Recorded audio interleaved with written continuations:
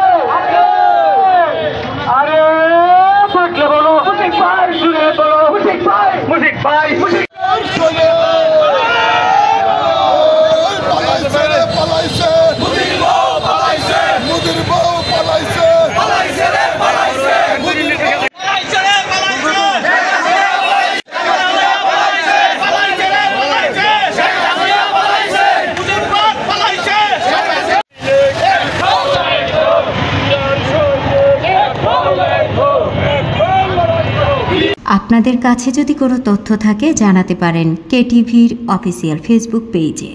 KTV, সময়ের সাথে মানুষের পাশে।